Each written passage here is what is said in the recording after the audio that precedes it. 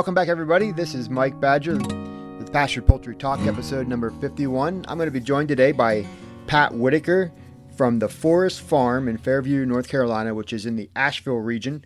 We're going to talk about black Australorps today. Pat is a breeder of black Australorps and supplies chicks and hatching eggs to other folks who want to experiment with and raise these birds. And I wanted to talk with Pat today because every once in a while somebody says something that grabs your attention. And I had been to Pat's farm and known her for a little bit, but on an Ask Apple call recently, she said, she came on the line and asked a question and said, well, in her context, her start was, my black Australorps have a lay rate of 80% right now. And when you hear that, that's not something that's not common. That's not typical for what we think about a heritage bird to be. So, I filed that away, and as the opportunity came up, Pat agreed to come on to the show and tell us a little bit about her black Australorps and just kind of talk us through the breeding process, her experiences. And welcome, Pat. How are you? Hi, Mike. I'm doing well. Thank you. Hope you are the same. I am. Thank you for joining us. And so I guess fill in any gaps there, Pat, that I might have missed, and just introduce yourself and tell us a little bit something about Pat. Okay. I live in Fairview, North Carolina. I'm located about an altitude of about 3,000 feet, and it is quite forested around the area that I live in. And I think I'm probably mostly a homesteading environment. I don't have other livestock. I just have the chickens. But we do try to do permaculture and use the chickens to integrate them into what we're doing here with gardening. And we try to use the forest around our place for their forage. We do have some green area. Our pasture is our front lawn with broadleaf plants in it and clover and comfrey, but essentially it's the area in front of our house. That's the pasture. And they're quite happy in the woods, so I don't think we're deprived of too much. Yeah, and the Forest Farm, from visiting, I know that's a perfect name because it is a lot of woodland and a lot of forest and trees, and chickens, they love that, as you know, as you watch them every day. That's kind of their lineage. That's where they came out of, those canopies. So they absolutely love it. So tell us then a little bit about your Australorps. How did you come to choose them, and kind of what are they known for? What's some of their strengths? Well, they're known for their egg-laying ability. The reason that I first got them is not exactly the reason that I've continued with them. I got them solely for the purpose of making them more predator-proof here. Their dark color, I figured that they could hide in the woods better. And I knew they were supposed to be a relatively good egg layer. I did have some hatchery Australorps before I got the good heritage Australorps, but that was the initial reason. The reason that I continued with them is I found them to be an excellent homesteading bird for my situation. I would put their early maturing at the top of my list of what I like about them. With good genetics and good feed and a healthy, stress-free environment. If I hatch chicks early in the year, around February, I will have eggs starting in 20 weeks, for the most part, 20 weeks, and that takes me probably to the June time frame. And that gives me a nice medium egg when my other birds are molting. So the females will start at about 20 weeks, and the cockerels can be harvested anywhere from 18 to 20 weeks. If I wait till 20 weeks, which I tend to do with my cockerels, I'll easily get a 4.5 pound carcass. harvesting earlier, a couple of weeks earlier, can fall into the 3.5, 4.5 pound range. The second reason they work so well here for me, of course, they're excellent layers. I have been working on that, and I've focused on the utility aspect rather than the show aspect Right. from the beginning. And I'm seeing that during their first year of laying, from 20 weeks on and counting out about 12 months, I can depend on 85% lay rate a day or more, unless it's a really windy day, rainy day, snowy day, extremely cold day. But I would suspect that you get that variation with other breeds. And thirdly, these birds forage so well, and they're great for breeding chicks. This breed allows younger birds to be assimilated into the flock relatively easily, and they just are easy to work with. Just overall, very easy bird to work with, both in my little environment up here, and also I've seen them do well in larger farm settings. A friend of mine up in Ohio has a mobile unit that he has out in the pasture. He usually keeps about 130 females in there and a few males, and he runs them with red wattle feeder pigs. Okay. And his pastures are so lush that the birds actually follow the pigs around to get to the dirt. Right. It's hard for them to scratch down into the soil. So it's proven to be a very good combination, and both of them are thriving together. So generally, the Australorps are quite versatile in what you can do with them. In California, I've seen the chicks put in mobile units and move down the rows between the trees in an almond grove, laying down fertilizer and keeping the roads clear. Yeah, and so there's a couple of things there I want to explore a little bit. Now, you mentioned a couple times the idea of the homestead or the permaculture, and so what's a way that you use your birds in your gardening?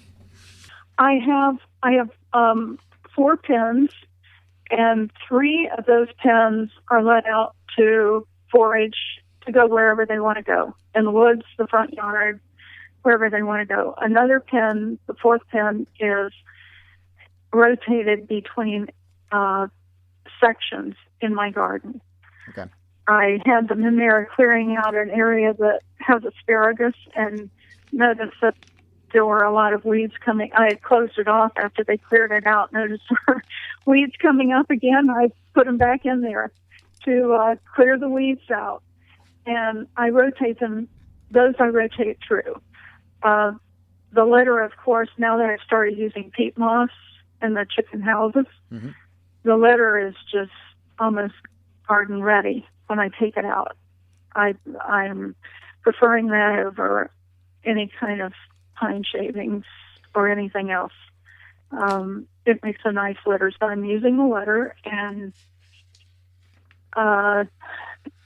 in my brooders, I have some GQF brooders that I keep the chicks in initially if I'm growing out more than will fit under a hen, and that is nice, rich litter on newspaper that goes directly into my raised beds. So the GQF brooder you mentioned there, that's the stackable brooder that you it is. use for the first day or first week or so. Is that? It's the more solitary brooder. Sometimes I have chicks that I'm going to sell. Okay. And people don't want them right away. They want them later. And I'll keep them in there. I've got 20 of another breed right now in there that I raise, the Somatolers. Okay. I wanted to keep those till they were to a point where I could see which gender they were for people that wanted the females. So if I've got a big hatch, a larger hatch, I don't do huge hatches for myself, but I have a larger hatch and no broody hens, then I have to use the brooder, but I'll put dirt in there for them to pack in and dust stays in, even after they're a couple of days old. Okay, good deal. And then I'll run. Yeah, I started planting comfrey on the outside of my fenced areas, so that the birds can just put their heads through and harvest their own comfrey. I do grow a lot of that and harvest armloads of it to put into the pens. Now, what's the value of the comfrey, Pat? It gives them they love it. They love it. It's a nice green 4-H plant for them. And there are days that I can't get them all out. I let all my birds out once a day. They have a routine. They love to have a routine. They need to know when to expect to do certain things. Mm-hmm. They're two groups I can let out together, and there's no problem. They stay separate. But if I'm letting them out one at a time and I'm not here all day, then at the end of the day, I'll just gather up armloads of comfrey and put in there for them. Yeah, and comfrey, as I understand it, is pretty high in protein. It's a nice source. It makes a good green manure. So one of the other things I want to jump back to is you were mentioning that you're working on your lay rate. These birds are naturally a good layer, but it's something that you've been working on. So what does that look like when you, as a breeder, are working on the lay rate of your birds? How do you go about that? How does? Mm-hmm. What I do is when they're probably about 12 weeks old, I will keep watching the pullets and the cockerels and look for those with a lighter head, lighter backs. That goes for the males and females. And when they are around 18 weeks, even a little bit younger, you can pick up some of these cockerels and feel a marked difference in their bony structure. The space between their pelvic bones, the space between their pelvic bones and the bottom of their keel, the wideness of their back, wideness of their head, and I look for that wideness in both the males and females. Occasionally, I run across a male that has an unusually wide area capacity between the bottom of the keel and the pelvic bones, and to me, that's a real find. And I continue assessing that aspect of them right straight through. And those birds that have the biggest bony measurements will tend to be my best layers. Like some of my birds, my hand is small, but some of my females, I've been able to get almost 4 fingers between their pelvic bones. Okay. So you're looking for that's kind of, you're using that to judge egg capacity. More is better in this case, yeah. Right? Yeah. Yes, without them being fat. Right. Yeah. There's a difference between large bony structure and just having too much fat on them. And I look at their bony structure. I try to consider their combs. It's always nice if they have a really nice comb.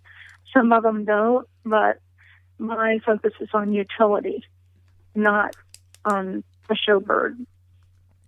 I want them to work for me, and they will work.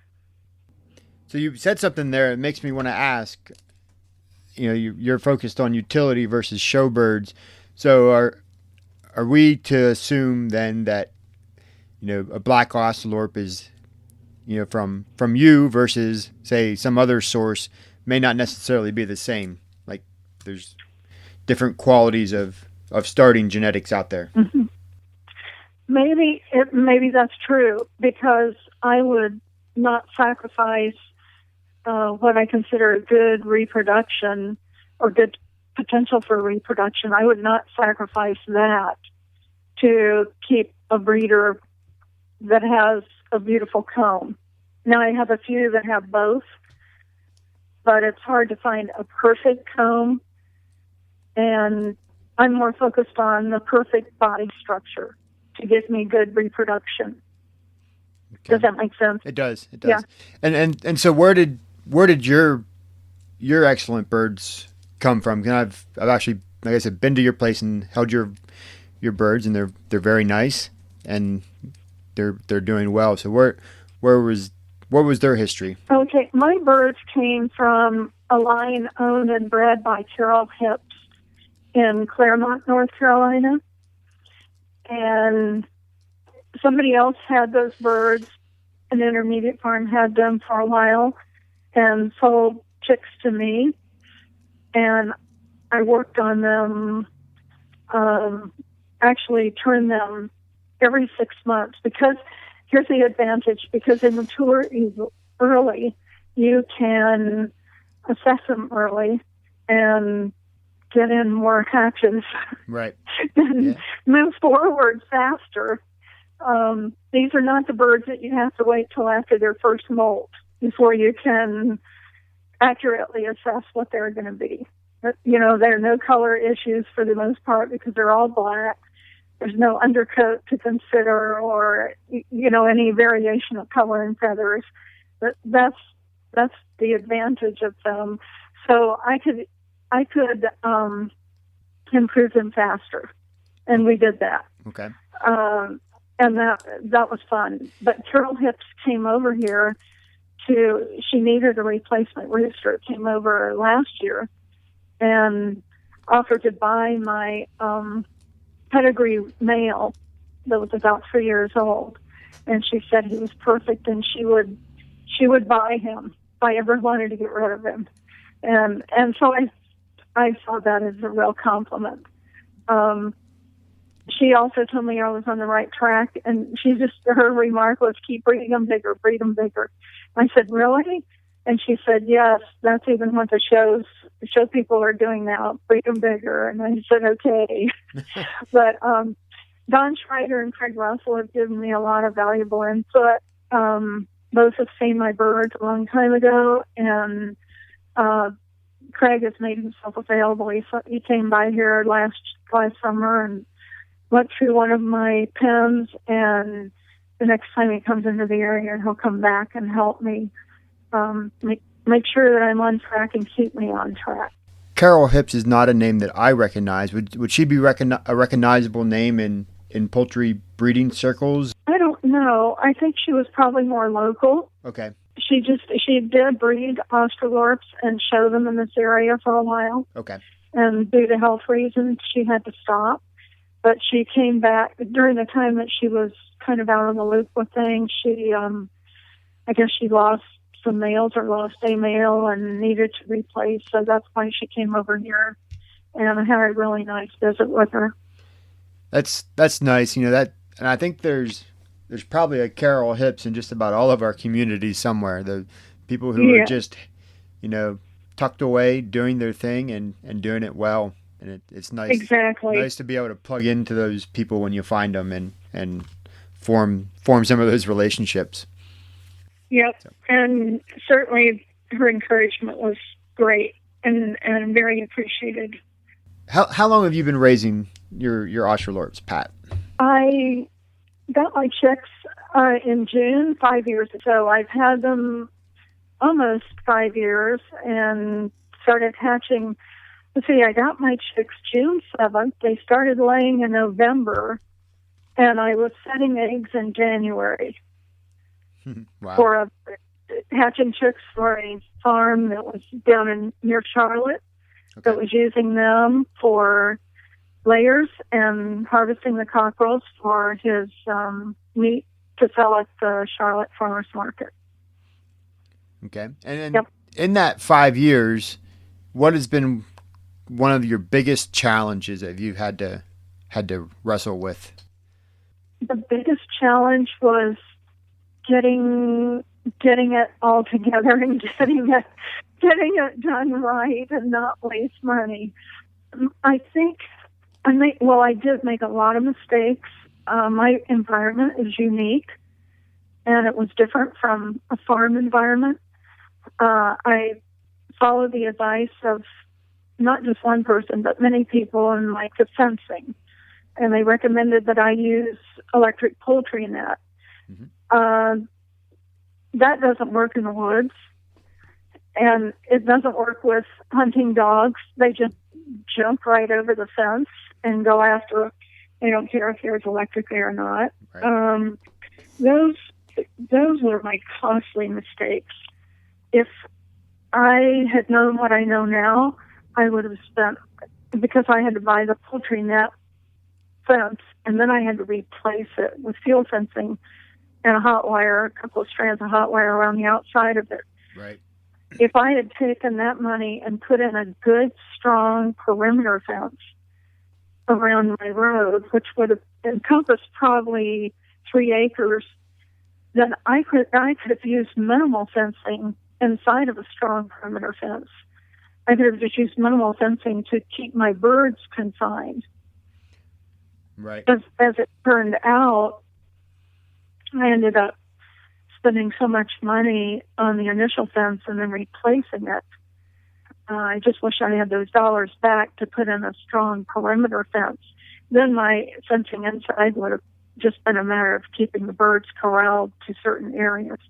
So that has been my biggest challenge now, to try to go back. And I want to put in a perimeter fence. I'm going to have to wait a little bit longer to do that. Right. And that's just, now I could give people advice if they had a situation similar to mine of what to do and what not to do. Another challenge I've had is the fact that we have such uneven terrain. My chicken houses have to be stationary. Okay. So that's why I let my birds out daily so they can go where they want. And the immediate area around my houses, I just have to keep clean with wood chips, or with like large wood chips, Right. or bales of straw, and let those break down. I'm almost to the point where I can rotate chicken houses and leave one vacant, which I need to do. When I get my perimeter fence, I could even use a mobile unit with electric around it, Right. but that would be impossible to use right now because I would not trust that as being secure with my predators.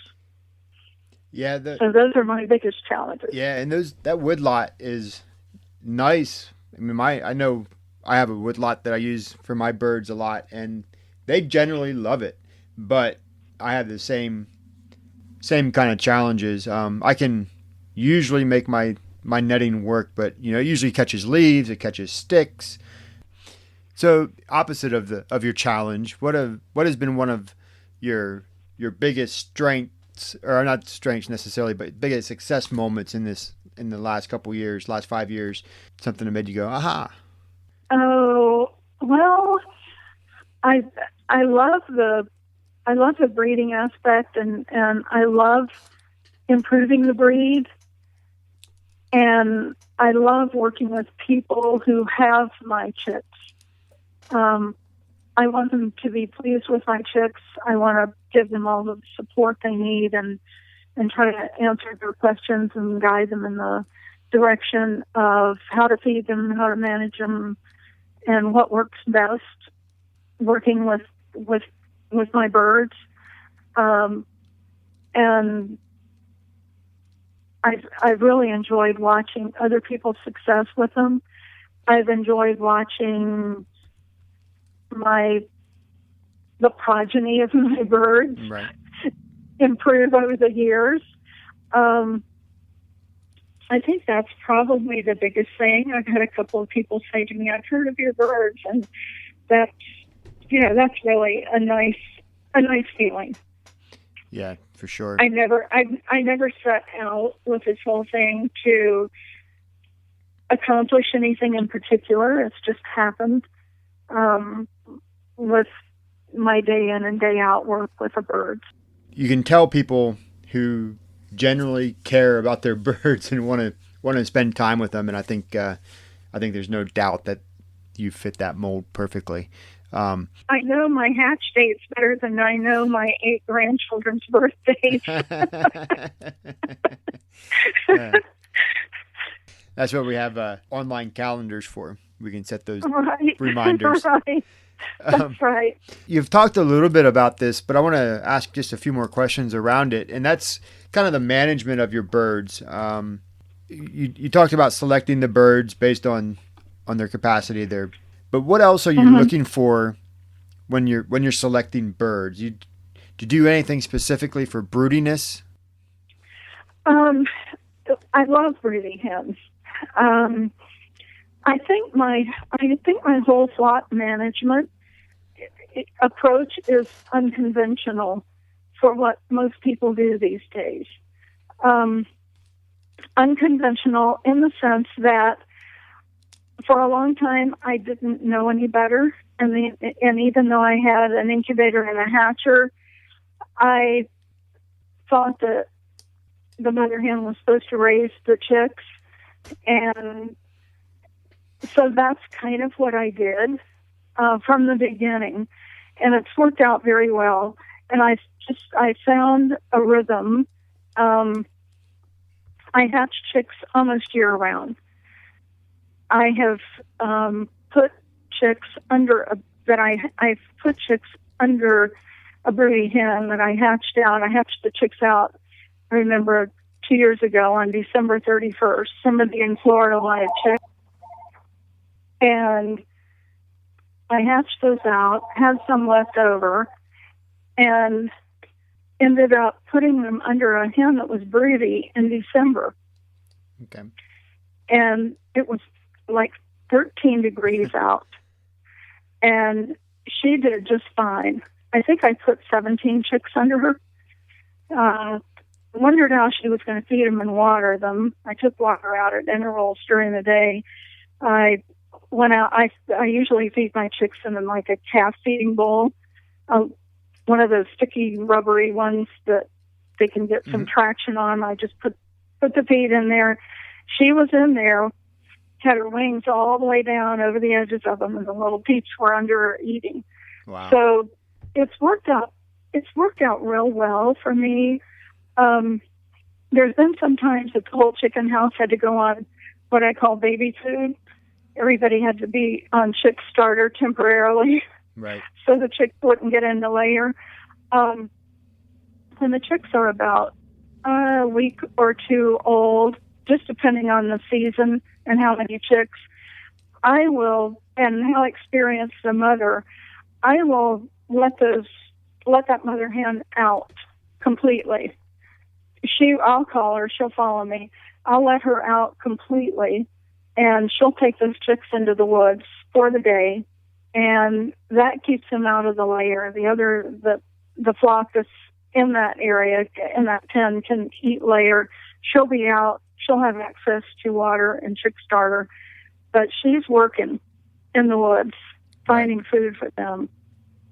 And then usually a couple hours before sunset, she'll come back and wait for me to let her in. She'll take them right into the chicken house, and they go right underneath her, and that's it for the night. So that has proven to be the best way for me to manage chicks in a flock. It's worked out very well. As the chicks get older and more independent, they're still outside during the day when they come in the evening. I don't have too much of a problem with the cockerels, even at 16 weeks old. When they start maturing, if they try anything with those older hens, the older hens just nail them.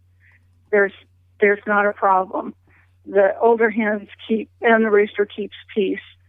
So that's worked out well for me. But again, this is my breed, the Australorp breed, my genetics, my little setup, my routine. Right.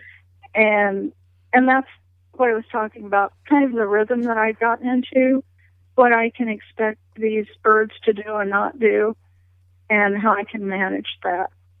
And I have very strong feelings about broodiness and selecting broodiness out. I do not agree with it at all. It's strictly a hormonal thing. I think that there is, excuse me, I think there's more in the environment that plays into triggering those genetics being manifested than we understand. And I think when the environment's right, it will trigger the breediness, and if it's not right, it won't. And I look upon breediness as a positive, not a negative. So you're saying that your feeling is whether you try to breed it out by selecting broody hen, or maybe, I guess the term would be culling broody hens. Your feeling is that that's not going to work. There's more there than what we know, and that's my belief. Yeah. There's more to it than what we understand, and what's made me see this is over 5 years as I've been listening to other people that have small flocks. They'll take their broodies out and put them in breedy jail, or they'll throw them out of the nest, which I absolutely abhor hearing.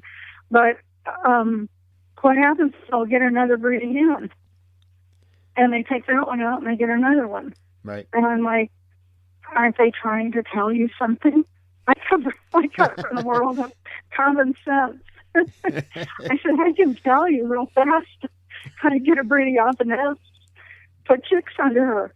I tend to hatch the chicks in my incubator and hatcher, and then put the chicks under her, because a hen can take care of so many more chicks than she can hatch successfully.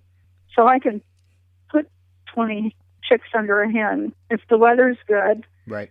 And she can take care of them, whereas you couldn't get a successful hatch if you put 20 eggs under. So, and I see I am anecdotal evidence only, but I'm seeing that as long as I have chicks coming into a chicken house at night and being there and being around, my breeding level, the level of my breediness keeps going down, down, down. Okay. That's strictly anecdotal. That's my observation. But what I'm looking at is I don't have enough breeding hens, and other people are plagued by them. Yeah, and let me throw this in too. I was out in California, Eat Well Farms, out there in the I can't remember exactly what it's online. Nigel Walker's Eat Well Farm. They have my Australorps, and they were the ones that were using the chicks, mobile units with chicks in them, to run them down between the almond trees. Worked beautifully. They had birds out on pasture, mobile units, probably a couple hundred in a section, a couple hundred layers. They did not have an excessive problem with breediness. There was another farm out there that had about the same number. They did not have an excessive problem with these birds pastured out in mobile units. When they had a lot of those birds, what I consider a lot, not a lot like a commercial flock, but right, 100, 200, minimal, hardly any breeding problems. I mean, hardly any breeding hens, which people consider a problem. Right. So there weren't that many females out of production in a flock of 100 or 200. That's what made me start looking at this whole thing. If there are a lot of chickens or chicks around, I tend not to see much broodiness. Where you get into trouble, if you want to call broodies trouble, is where you have 10 hens in this pen, 10 in that pen, and then you start having a lot of broodiness. What does the economics of a small-scale hatching / breeding business look like? Because you mentioned that you are selling these, your work. I am. You're selling to other producers, other backyard people, and do you sell eggs and day olds, or? I sell hatching eggs, and of course, most successful is when people come pick the hatching eggs up. There's not a lot of success shipping hatching eggs, but I sell hatching eggs. Okay. And I sell chicks, and sometimes I'm selling 100 chicks to, like, hatching this weekend. I'll have 100 chicks that I'm sending to Hawaii to somebody that wants to start a flock out there, and they'll breed them. And those are the kind of people I tend to sell to. Okay. I don't do a lot of small hatches of 10 or 20 chicks. Mostly it's people that want to have these layers out in pasture and capture the meat of the cockerels. With that, for somebody who might be listening and thinking, oh, maybe I could try this, what's a realistic expectation? Potential. Yeah, potential. Yeah. I think you mentioned you had like 30 or 35 hens in your first year. Certainly. The first year I had 35 females, and I hatched out between 2,500 and 3,000 chicks. Most of those went to a person that needed egg layers and meat for their farmers market. It would be easy because those fresh pullets have great production. They have extraordinarily good fertility and hatch rate that first year. Probably the fertility rate is 90% with fresh pullets. And right now, even with my older females, all of them together, overall, I'm still getting like an 85% fertility and hatch rate, both. Okay. If they're laying, you do the math. If you've got 35 hens laying, I think comfortably you can say 85% production for most of the time. That gives you a lot of eggs, hatching eggs. And if you're doing large hatches, like if you're going to fill an incubator up, 288 eggs, which you can easily do in 2 weeks, you'll need 2 hatchers. If they're all going to be set at the same time, you're going to need 2 hatchers to accommodate that one incubator full of eggs. If you do small hatches, then you can have 2 incubators because they're being set at different times and only need 1 hatcher. But you would have to have two hatchers to accommodate 1 full incubator. And your Does frame, that make sense? Yeah, your frame of reference here is the GQFs. Basically. Yeah. Okay. That's my frame of reference. I should have been more detailed. No, that's about okay. that. Yeah. So the hatcher has less capacity than the cabinet incubators. I didn't know that. The hatcher has 4 trays, but you can't put, let's say, out of 288 eggs, you get 230 eggs that are ready to go in the hatcher. You can't get 230 eggs into 1 hatcher. Yeah. You'd have to have 2. Gotcha. So they get good ventilation and air exchange. Yeah, that's how you'll get your better hatch. As we wrap up here, tell us a little bit about that Heritage Poultry Co-op that you started down there. All right. Well, Megan Roberts is a sustainable horticulture instructor and sustainable agriculture instructor at Western Piedmont Community College. She and I, in about 45 minutes at lunch one day, said, hey, we need to make sure that these small farms that have these good genetics keep going.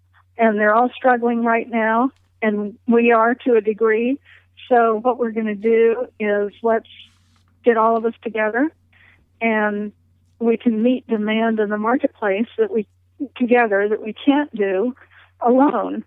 And I said, I was listening to the Apple broadcast about egg production, and I'm sitting here up on my mountain going, hey, my Australorps can do that. And and I can hatch it. Okay, so I can hatch them out myself. I can get good egg production. I can keep the very best of them for breeders, no matter how old they are. They're still going to throw good chicks. And not only that, but whenever the sweet spot happens, whether it's their 2nd or 3rd year of laying, I've got a 7-pound carcass, 7-pound bird that I can convert into a carcass as a stewing hen or into sausage, chicken sausage, at $11.99 a pound around here. Right. So Megan and I were talking, like, let's go for it. So what we're doing is gathering these small farms together. We have orders out there already for eggs. We just can't meet the demand yet. We've got to get more flocks up and running. We have had for probably 2 years a standing order for 80,000 eggs a year, and we just can't, there's no one farm that can do it. But all of us together and adding a few more farms, we can do it. So we're in the process of doing the paperwork for the Heritage Poultry Cooperative. And when we said it was going to be for this part of the country, we've had so many people being supportive of us. And everybody's like, no, you have to make it regional. No, you have to make it throughout the U.S. And the one person's like, no, you can move chickens around so easy. It has to be international. So we are forming. We've already met with input from MAPA, with Jeff Maddox's expertise for Trell, Highland Feed, Livestock Conservancy, with the information and encouragement of all of these people.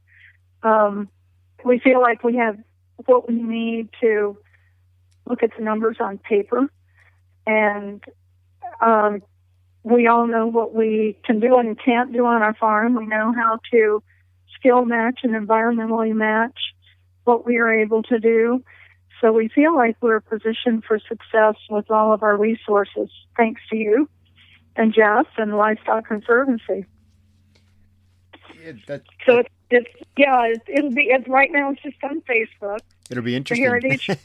The Heritage Poultry Cooperative, and people can contact either Megan at Western Piedmont or myself. Actually, just because I'm sending chicks out to the Olympic Peninsula, somebody out there was doing the same exact thing at the same time, and so we're like, we'll work together. So right. That's been fun. Did you say that you threw a number out there a minute or two ago, and I just want to make sure I heard it right? Did you say you have a standing order for 80,000 eggs? We have somebody somebody that has a small farm has been talking to me for a couple of years, and her sister-in-law worked in marketing for a local regional grocery store chain, and that farm owner said, can you help me? And I said, I can't, because I'm hatching and I don't have that kind of egg production. So now that person has moved on to even a larger marketing department for a more regional food distributor. So as they were saying at the meeting, we have even greater opportunities now. But we'll start off with our area here right. in Western North Carolina and expand.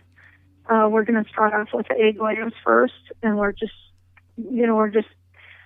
moving forward with a lot of energy, and we've got a lot of cheerleaders along the way. Awesome. Well, I wish you well with that, and I guess as we sign off, Pat, how would somebody who is interested in your birds, obtaining some, get in touch with you, or perhaps even about the co-op there in North Carolina? And if we didn't cover anything that you think we should have, maybe now's the chance to get that out there. Okay. Well, for sure, I think that these heritage birds have a lot to offer. It's not just egg laying. I mean, you're going to eat from the cockles. We sell to straight run, and they don't stop laying at 18 months or run into problems at 18 months. They keep going. Production drops, but they keep going. And that's why we're saying we're trying to find the sweet spot. We'll figure that out as we go. Having a carcass at the end of the time where you get ready, to call it a day for a group of birds, that's a huge plus, because most people are just able to look at egg production. Now we've got we've got a carcass at the end that we can market. Right. And how they can get in touch with our little group, it's going to be on Facebook, the Heritage Poultry Cooperative, or they can get in touch, with me at 828-850-1200. That's my cell phone, or the Forest Farm at gmail.com. Thank you, Pat, for spending some time talking with me today. My pleasure. And with that, I'd like to just remind the listeners here that you can find out all the back episodes on pasturedpoultrytalk.com. If you want to just chat about these episodes and just talk about the show, look us up on Facebook at Pastured Poultry Talk. And thanks for listening.